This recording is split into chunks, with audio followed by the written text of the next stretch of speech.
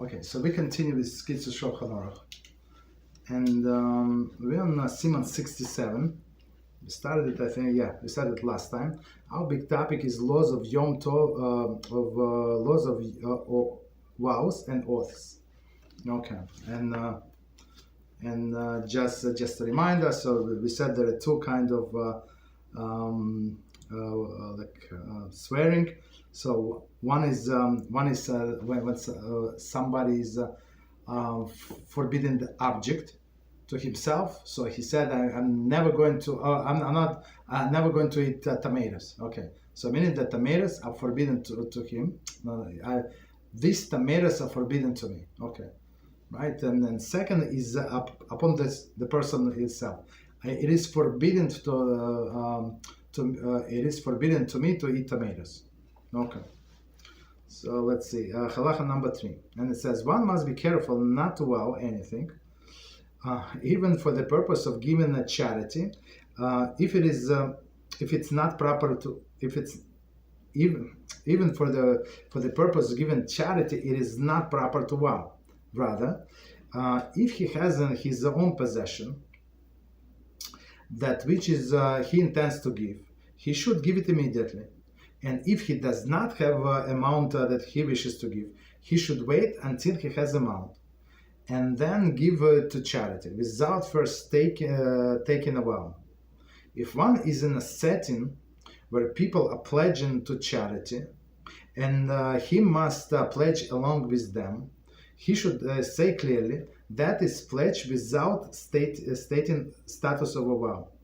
Likewise, during the memorial service of the departed souls, it's right, in which it is customary to pledge a donation to charity, one should say, I pledge without the vow.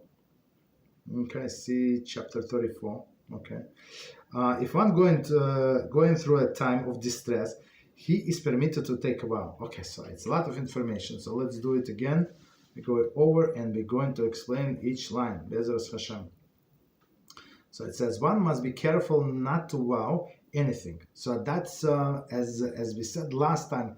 Why the general question? Why would a person to vow to begin with, right? And we said maybe to strengthen himself or herself, to resolution to do something. And we said, if that kind of person and that's what he needs or she needs, it would be allowed to vow, but better not, just do it, right? Just do it. Okay. Even for the purpose of giving charity, it is not proper to vow. So a person might think, that charity is saving a person from death, right? So what is the problem? I want to strengthen myself and give my money to the charity. What is the problem, right? So the problem is maybe he's going to forget. Maybe he's going to regret that and then say, no, this organization does not need. And this famous saying, first in his mind, he wanted to say to give $1,000, and then next day he said 1,000. That's a lot of money. What, 500 is not going to suffice? What is the problem? Then from 500, but 100 it's also a lot of money. Other people are also giving, so okay, maybe 36. How about 36? And then he gives 10. You understand? So that's the issue, right? So don't swear even without about vows. And as we learn in our class, laws of tzedakah and maaser, we actually said when according to some opinions, not all opinions, but according to some opinions, where the person even think about giving charity, it's like a vow. It's like he must do it. Okay, so we're very careful with that. Okay, so it's not proper to vow even for a proper right for charity. Rather, if he has in his possession which he intends to give, he should give immediately, and that's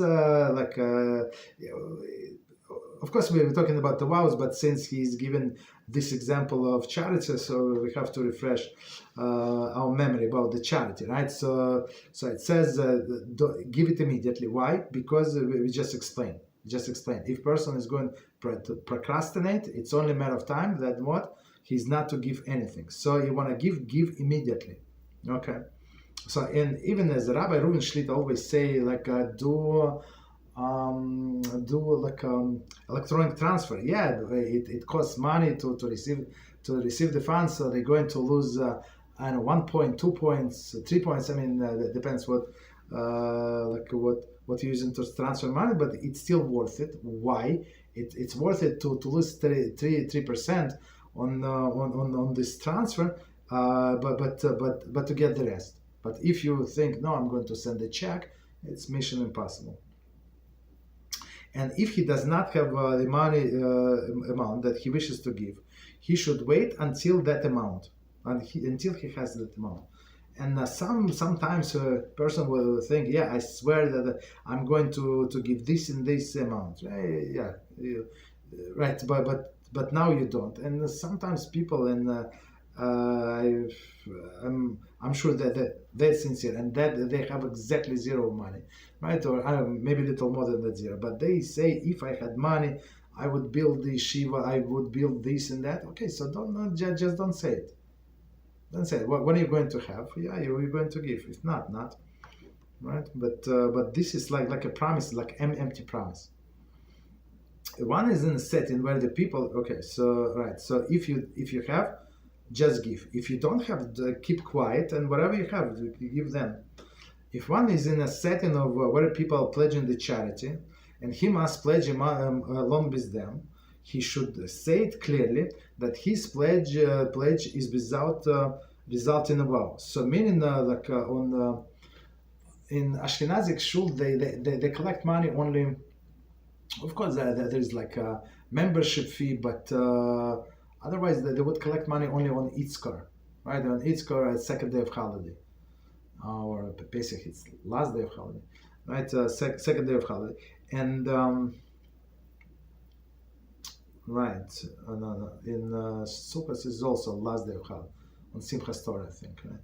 So right, so and they say, and everybody say, from our family this amount, from that family this amount, but people must also say bli neder. Bli neder. I'm saying out loud that, and I usually he says, a person says, and then a gabbai repeats, or a president, or other person, he repeats out loud. So meaning it like the whole congregation heard what you pledged, right? So, and some people, they're so stupid they don't pay.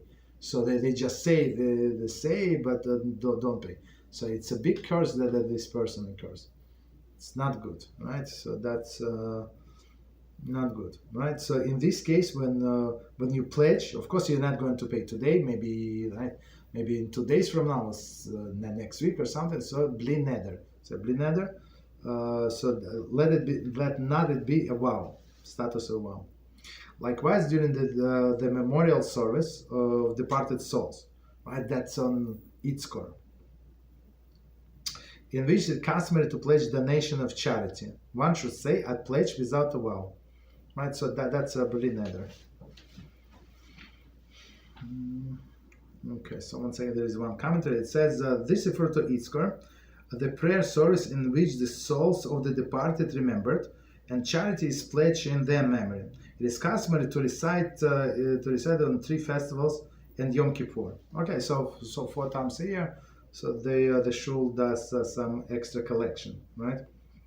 So and this is this money, and I mean you don't have to wait till Itzkor, but you can give for example for departed person anytime you want, right? And this money is going to be in a schus of Leilu Nishmas, uplifting of the soul of that deceased person. So that's amazing, right? Can we do, you're living here, can you do something for departed person? 100%, absolutely. Okay. In which customary to pledge donation and charity, one should say, okay, without a vow. And then it says, see above 34:9. Okay.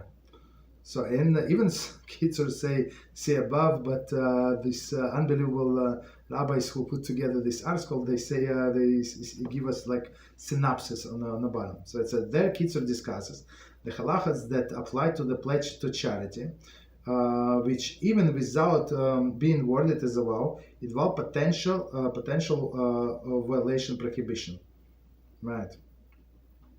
So meaning, as we said before, even a person that has just thought about, even that he or she did not express it verbally, they still obligated. If one is going through through a time of distress, he's permitted to make a vow.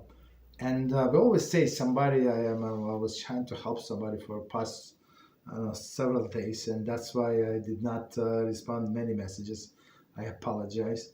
I was behind, and but a person in a very bad situation. Let's put it this way, right? And that's what I said. That person, you have to, you must pledge something to charity, like above much more than you usually do, and accept something upon yourself. So if the situation is going to resolve, BeEzrat HaShem, and HaShem should resolve, and this is very nice and holy person. So right, if HaShem resolve, so promise something to give to charity, right, and then plus accept something extra upon yourself in whatever area. I'm not going to say what, but that doesn't matter. So that's what we decided with this person. Hopefully they do whatever I said, and BeEzrat HaShem. So meaning in this case you make yourself swear because of your situation. So meaning what? So yes, I did not do this mitzvah yet, but this is mitzvah that I obligate myself that I'm going to do in the future, and let it be married. So it looks like if I'm this situation, terrible situation, means the scale is in balance, and maybe in a balance in a different side. So I want to do, even though I cannot do this mitzvah right now, but I'm pledging to do it in the future. Right. So that's what we do. All right. So let's continue. Next halacha. Okay, so we spoke about charity because it's common for everybody to vow. So about other things, I guess majority of people are not going to vow, but about charity, like majority of people would vow, right? Or not vow, at least promise. Okay, so we have to be careful. Number 4. Although vows should generally be avoided, there are cases when it is permitted to take a vow. Okay. If one intends to designate for himself a study session on any subject of Torah, so we had this topic yesterday, right? How to make yourself the right schedule, right, and not overdo it, right, and that the schedule that you would be able to follow. Okay, exactly, right. Or he intends to perform any mitzvah, and he fears that he may become lax regarding one of these at later time. Or if he fears that the evil inclination may entice him to do something forbidden, or prevent him from doing some mitzvah, he may motivate himself by taking a vow or an oath. Okay, so one is again, one is prohibition against that thing, like and another is a prohibition on a person. Okay, we're going to explain. This is according to BeEzrat that says in Talmud Nedarim 8a, from where it is derived that one may take oath to fulfill a mitzvah, to motivate himself. 1 second. To motivate himself. What? It's very long. To motivate himself, even though he stands under oath, from the time of revelation at Mount Sinai to fulfill this mitzvahs. Okay, we're going to explain. It's very interesting. For as it is stated in Tehillim 119, 106, I swore that I will fulfill to keep your righteous ordinances. Okay, righteous ordinances. Even if one does not word his intention with a formal expression of the vow or oath, but only with ordinary expression of intent, it nonetheless has the status of a vow, and he must keep it. Therefore, a person must be careful when he says that he will do anything. There is a mitzvah. Is also say bli neder, without a vow. It is proper for a person to accustom himself in this practice of saying bli neder. So bli neder means without a vow. Neder is a vow. Even when saying that he will do discretionary, there is a non-mitzvah act, so that he not come to stumble, God forbid, into the sin of violating a vow. Okay, so it's very long, but a lot of details, and we're going to explain now BeEzrat HaShem. Okay, let's start. Although vows should generally be avoided, there are cases when it is permitted to take a vow. So, as we explained a few times in the past, so there are some things that obligated, some things that are recommended, and some things is not recommended, but it is allowed. And there are some things that are forbidden. So this vow upon oneself, it's not recommended, but it is allowed in this category, right? Because of the special circumstances. But again, person must be very, very careful. So continue. If one intends to designate for himself a study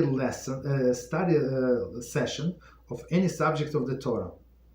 So meaning people, so since especially for a Jewish man, right, we have a very good discussion yesterday about the role of women and men and how a woman should entice a man. That was an amazing question, right?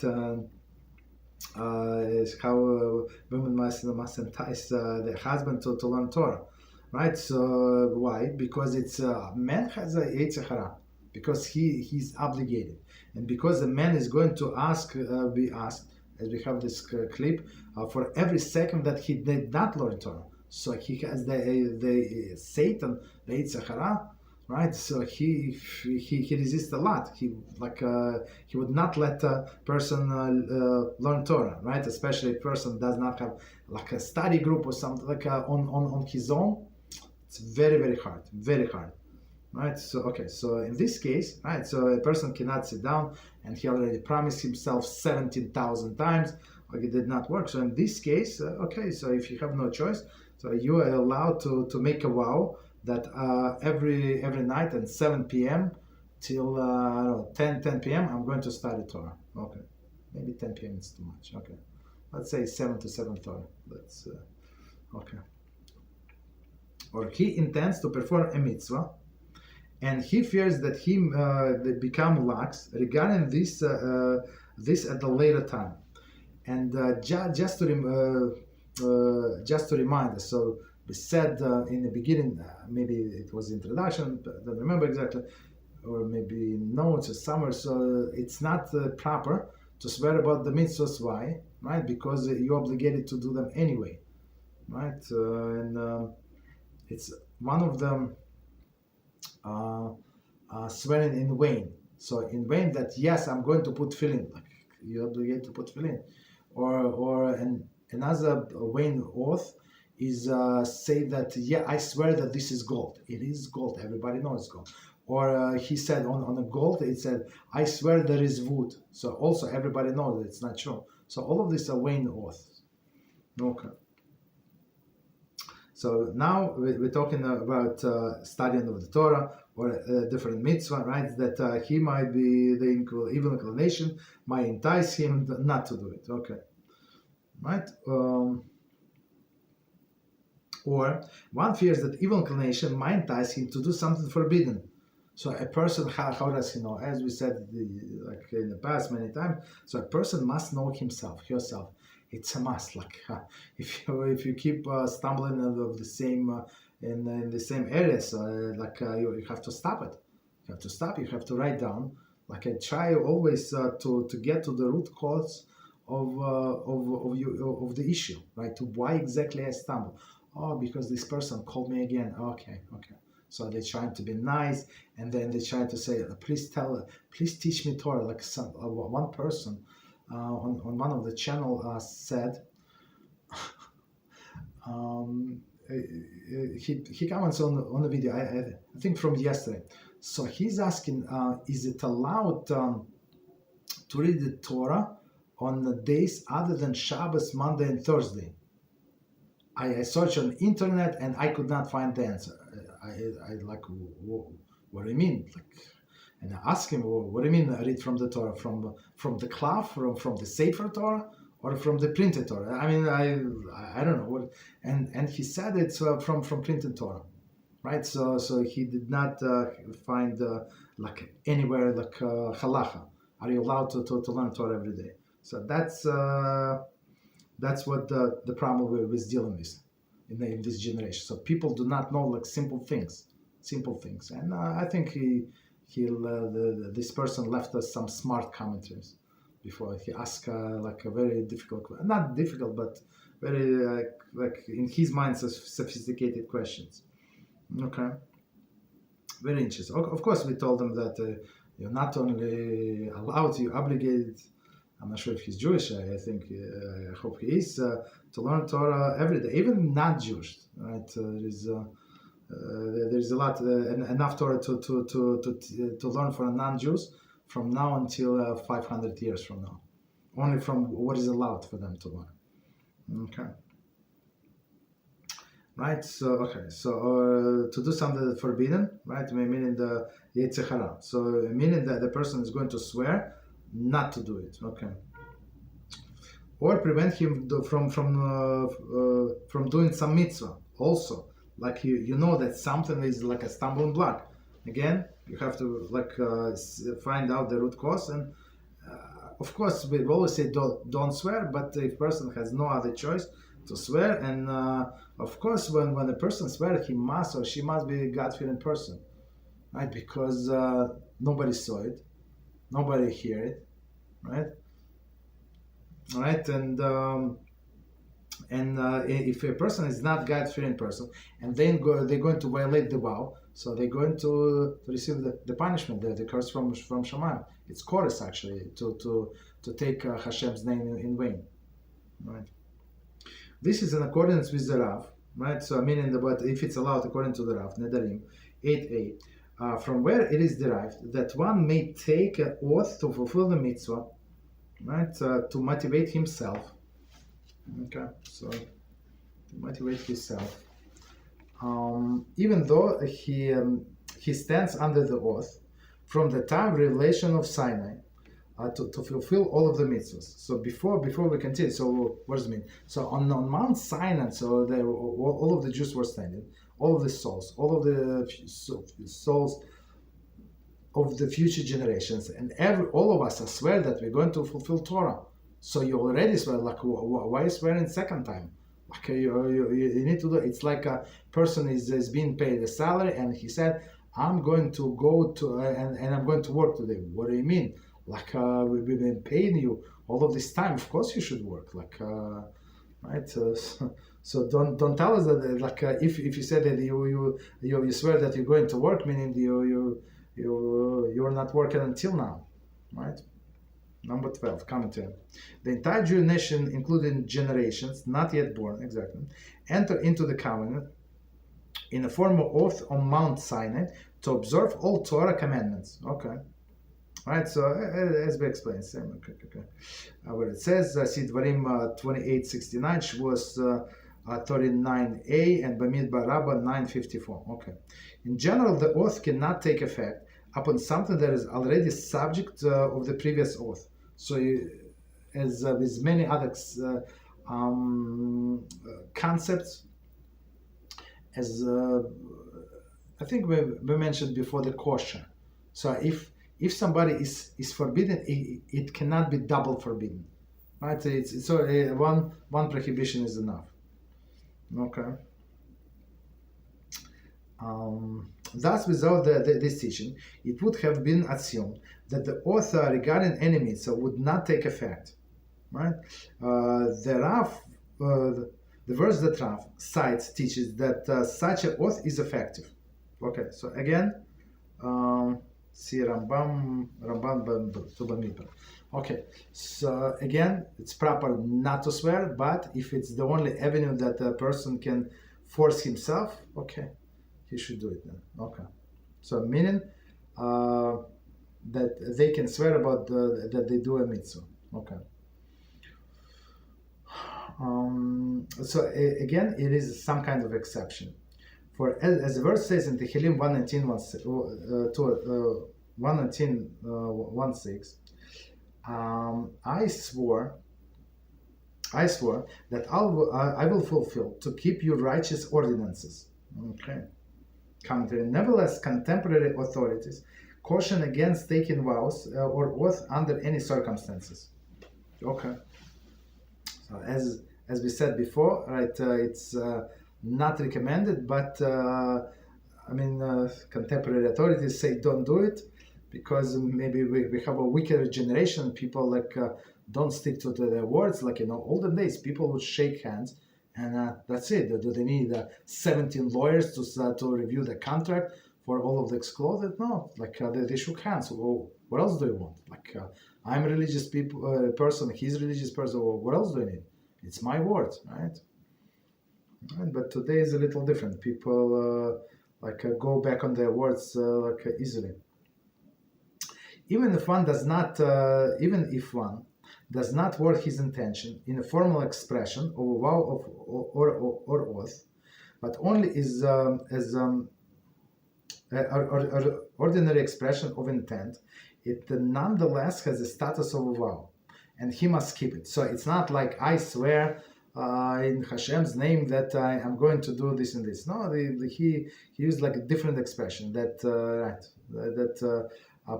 put obligation upon him to do the mitzvos. Okay. Therefore, a person must be careful when he says that he will do anything. There is a mitzvah to say bli neder. So again, even it is a mitzvah and bli neder, and meaning without making a vow. But again, today people this take this bli neder out of context, and they use this bli neder as we said before, you know for sure they're not going to do it. So bli neder, just leave me alone. I'm not going to do it. That's what the bli neder from when you hear from most of the people, that's what it means, right? Commentary. There is when accepting upon himself the mitzvah, he should say that he's doing so without accepting having the status of a vow.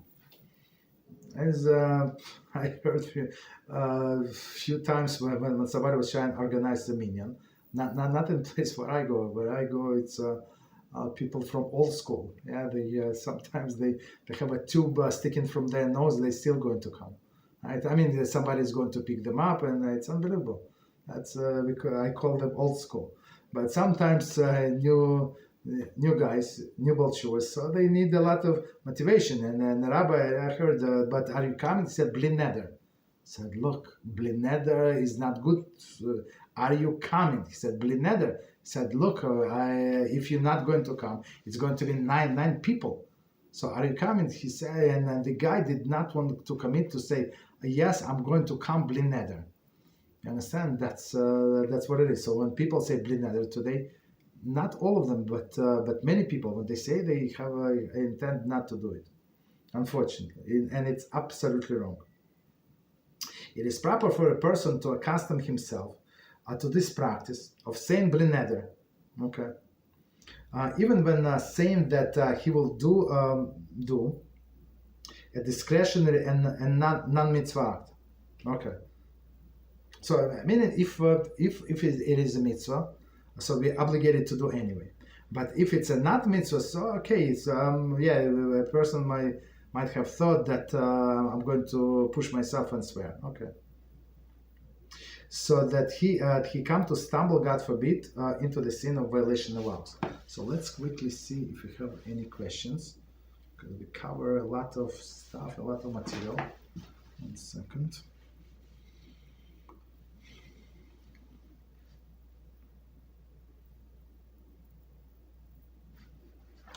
Oh no, it's very, very good question.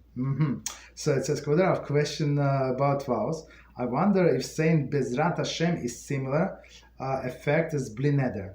For example, if one says BeEzrat HaShem, I will pray nets tomorrow. Does this assume the status of a vow? No. That's is it a vow? BeEzrat HaShem. It is a promise, right? So you're saying I'm going to do with God's help. So meaning that this your intention to do that. Okay, it's a very good question. So it's proper. All everything that whatever we do, say BeEzrat HaShem. So with God's help. It means HaShem. Yeah. Okay. All right. So very good. So is it a vow? It's not a vow, but it's just a promise to do something. So it's not a vow. Okay. So continue on next halacha number 5, and it says if one makes vows in order to improve his character traits, right? Our topic on Monday, character traits. He's acting with alacrity, and his behavior is praiseworthy. What is the case of this? What is the case where this applies? If one was gluttonous, and he therefore would vow not to eat meat for a certain amount of time, or if one was overindulgent in wine, and forbade wine and other intoxicating beverages upon himself. Likewise, one who was conceited about his beautiful appearance, and he therefore accepted upon himself Nizirus vow. Okay, we need to see commentary. Today, as we learned, there's no Nizirus vows because there is no way out, right? So yeah, you can enter into status of Nazir, but you cannot get out because you cannot bring the sacrifices. Okay, or some similar situation. Okay, vows such as this are part of the source of HaShem. May His name be blessed. Regarding this vow, our sages of the blessed memory have stated in Vows 3:17. Vows are protective fences for abstinence. Vows are protective fences for abstinence. Okay.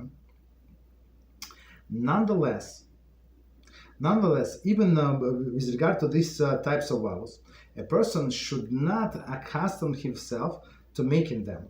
Rather, he should overcome his evil inclination, even without the aid of vows. Right? So that's the bottom line, and that's what we always recommend. Okay, so just do it. Just do it. Yeah, just like I say, talk to yourself, right? Embarrass yourself a little, right? So I'm expecting from you much more, in this sense, right? You already said that you're going to do it. How come you're backing off? It's not proper. Talk to yourself without vows. Okay, but let's see number 5 again. If one makes vows in order to improve his character traits, okay, he is acting with alacrity, and his behavior is praiseworthy. So meaning what? That the person has these character traits, and as we learned yesterday, all of them we try to align to the middle, right? Middle path is the best path. Rambam called it twice. Right, and it's praiseworthy, and this person is the tzaddik who goes in the middle path. But sometimes you need a push, right? As we said, sometimes Rambam said you have to go to a little extreme, like over the medium, and to the other extreme. But in order to go to as extreme, and as we said yesterday, that what Hasidim would do. So you need sometimes to break your character, right? To break your habits. And is it easy? I mean, of course not. Of course not. It's not easy, right? So in this case, a person might want to vow, right? And as Kitzur said, it's praiseworthy. What is the case where this applies? If one is gluttonous, and therefore a vow that not to eat meat for a certain amount of time. So the person is gluttonous, cannot stop eating, right? And he would say, for example, I'm going to eat meat only on Shabbos and Wednesday, like twice a week, right, or something, or Tuesday and Thursday, let's say. right? So no problem. Or Shabbos, Monday, and Thursday. Let's say on only these 3 times. So that's amazing for that person, because before that he didn't meet every day, right? Okay, certain amount of time. Or if one, or same with other food. Some people eat a lot of sweets, sweet tooth, right? Also a big issue, because many diseases like comes from too much sugar, right? So also a person wants to like control himself, and he would swear. Or if one was overindulgent in wine and forbade wine and other intoxicating beverages upon himself. Maybe not forever, but at least I say, okay, I'm going to drink on Shabbos. Okay, and Shabbos, let's say, me personally, I drink only Friday night. On Shabbos day, there is no time to drink. Like somebody sent us, left a comment. I'm not sure if I said it or not. So, it was about this for bringing, right, in Chabad, that they come and they come drunk, like, and the wives, the poor wives, they do not understand where is a bar or a synagogue. Like he's always drunk. He goes like to holy place to pray, to read some kind of books, and he comes drunk. How is it possible, right? So and one guy wrote, probably Chabani. So he said, "Are you saying that it's not allowed to get drunk on Shabbos?" So and from this question, you see like perversiveness of this generation, like you normal. So we answer him, yeah, on Shabbos a Jew gets a special neshama, holy neshama, like to learn Torah, right? This neshama does not need eat, right? To eat meat or fish or 7 salads. Does not need. It needs spiritual food. So when during the week it's like you don't have enough spirituality, you don't have enough holiness, you're busy with your thoughts, are busy with everything, all of the mundane things. Yeah, but HaShem understand. But on Shabbos he wants you to learn Torah, right? So how are you going to learn Torah if you're going to get drunk? So me personally, I take a little nap, right? A little nap because I'm always tired, right? But a little nap, and then I learn Torah until the mincha, right? So, but if I would drink wine, that's it. So maybe right, maybe I oversleep or something. That's the problem. Okay. So a person, right? But on Shabbos, a person should drink wine, right? So not other beverage, but for kiddush, it's proper to drink wine, red wine. Okay.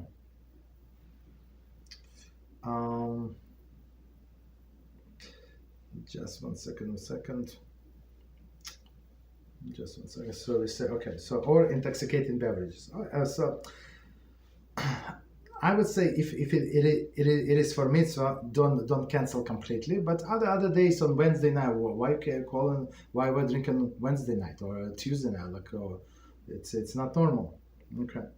Likewise, one was coincided with his beautiful appearance, and he therefore accept upon himself a nazir vow.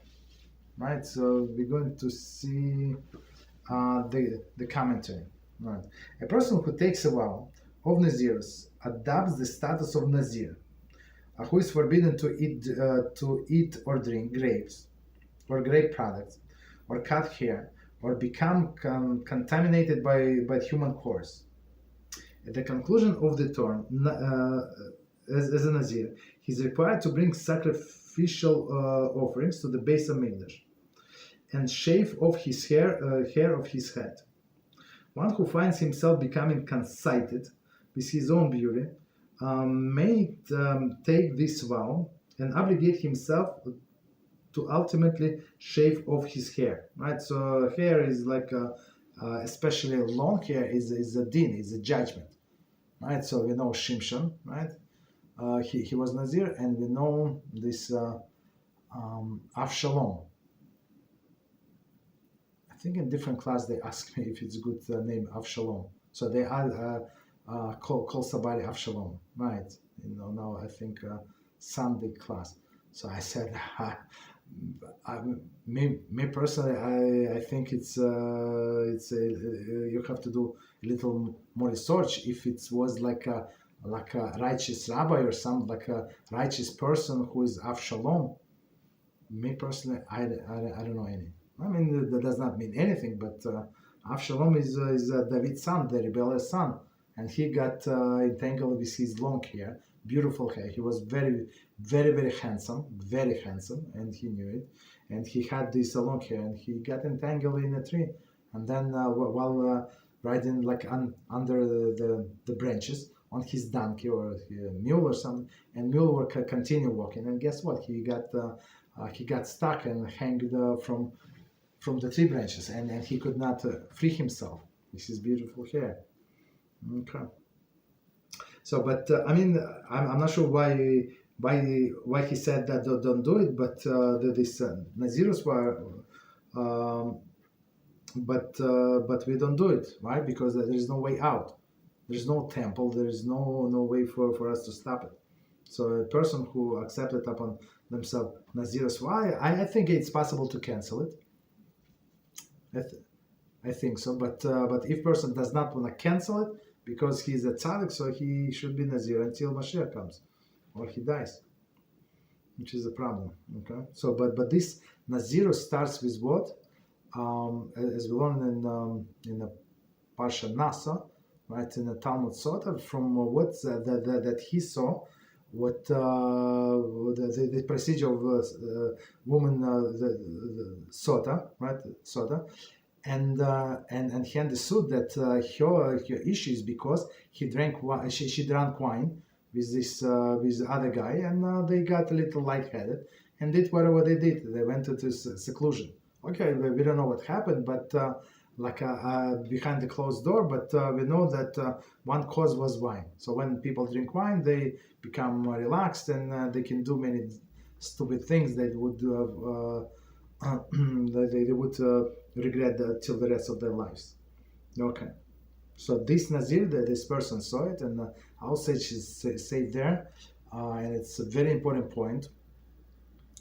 So it's not for nothing that this person like went to temple and do whatever his business. He did not plan to become a Nazir, right? And he saw that what happened and say, you know what? I'm also very handsome, and sometimes I look at the lake and see how handsome I am. So I have to accept this Nazirus upon myself, right? So and our sages teach the Musar from there. So if you became a witness of something, it was car accident, somebody got hit by a car, right? Whatever happened, and you were witnesses. So you must realize that you were there for a purpose. HaShem sending you a message. What message? You have to think about it. Like maybe I should have been me, Chas v'shalom, right? But HaShem spare me, and somebody else got hit by this car. But it's a warning to me personally. So you have to take all of these things very, very serious. Okay. Continue. Vows such as this are the part of the source of HaShem. May He be blessed. So meaning again, so we started this this halacha from what that person wants to fix his character traits. And as our rabbis teach, so HaShem said you have to be holy because holy am I, right? I am because holy I am. So meaning what? Right, that we have to emulate HaShem, all of His character traits, and that's how we start our Hilchas Dios. Okay. Continue. Regarding those vows, our sages' blessed memory stated, Vows 3:17, vows are protective fence of the abstinence. Right? It's actually we learn in our Thursday class, right? And Sunday class, it's a different class. We learn Mislas Shirim, and like huge section of Mislas Shirim was about abstinence, right? When the person must abstain, not for something that is forbidden. That's needless to say, it's in the beginning of the book, but closer to the middle of the book, the abstinence for something that is permitted, right? But you are afraid that you're going to overdo it, right? But if you overdo it, it's going to be Naval Birshut Hatara, right? It's Ramban for it. So you disgusting with the permission of the Torah. So as here, a person overeats meat, right, or something. Like, is meat kosher? Yeah, but when you overeat, it's not good. Or drink wine. Wine kosher? Yeah. Are you allowed to drink wine? Okay, technically yes, but not not every day or too often, right? So that's the abstinence. Right. So everybody must instill this protective fences for ourselves. So as we said many times, a person must know himself, herself, and do whatever is needed for yourself. Of course, we can consult you, but you have to see, like, you have to understand your deficiencies. 16. Commentary. There is there protective measures to restrain one's tendencies to indulge in physical pleasure. So, for example, if a person does not care about wine, okay, no protective measures, okay, or do not care about alcohol, right, or do not care about meat, or some people eat just a little, just tiny portions, right? So they don't have to worry about these things. Okay. Nevertheless, even with regard to these types of vows, a person should not accustom himself to making them. Okay? So maybe meaning one, and as we said, better not to, but if need to, yeah. Rather, he should overcome his evil inclination, even without the aid of vows. Okay. So as Rambam teaches in Hilchos Dios, he never said that take a vow, right? He said just work on yourself. You have a goal. You see that we have to understand that I have this and this deficiency, and I must work on it. That's it. Right? No vows. 17. In a letter to his son, Rabbi Moshe finds in Zatzal, Igros Moshe, Yorek Deya, volume 3, part 96.9. Okay. Strong caution him against taking vows, even for the sake of the Torah study, or correcting character flaws. Moshe finds in Zatzal the holiest of the holy. So he warned his son. His sons were Rosh Hashivas, just so you know. One is Rav David Feinstein, that passed away, I'm not sure, maybe 3 years ago, not too far. So he's actually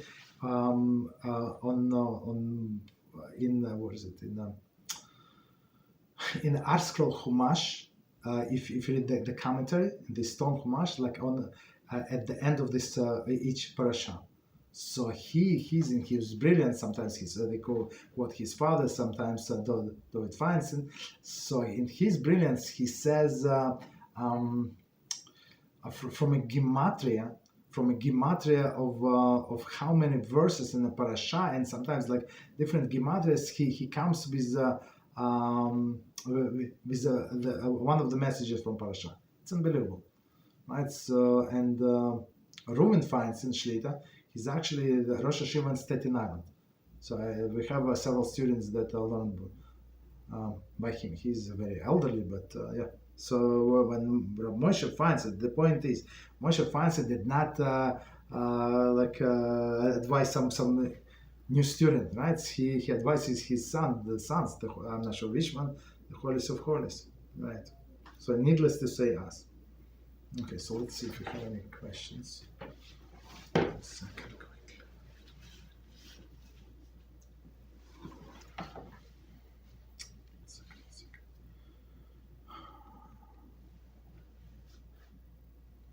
Oh, synagogue in the body. Yes. Thank you very much.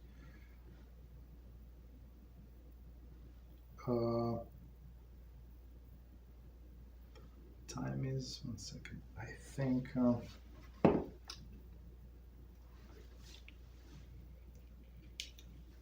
let's do one more, and we go to answer a few questions. Okay, so one more, last one. A person's vow does not take effect unless his words of the thoughts, his words and thoughts coincide.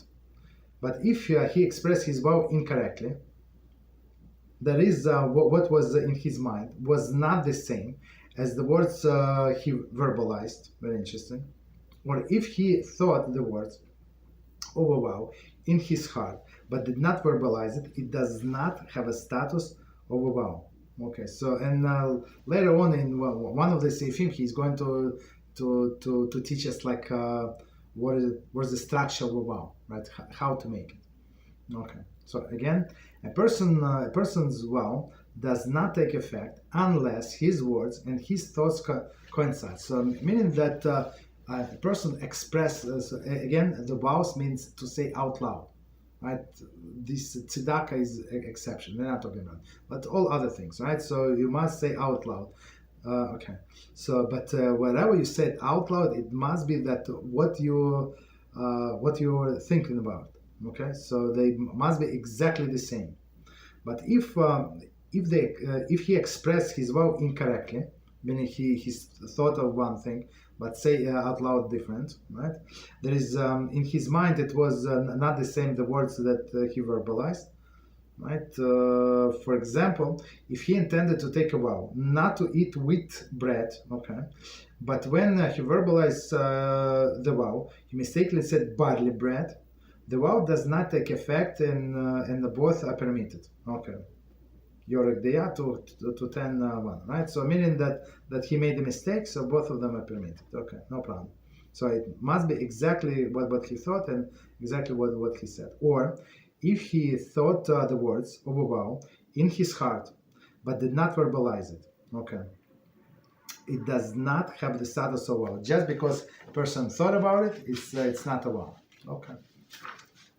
Okay. So again, reminder: don't make a vow, but if absolutely needed, so we can see if it's actually going to help us. Okay, so we can stop here.